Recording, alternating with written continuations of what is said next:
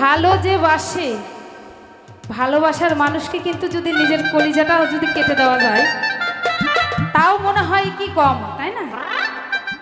তাই সেখানে দাঁড়িয়ে শোনাবো আরেকখানি খুব সুন্দর ভালোবাসার গান।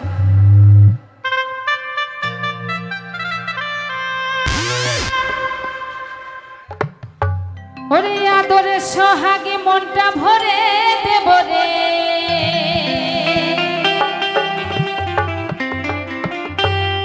এই আদরে সোহাগে মনটা ভরে দেব রে।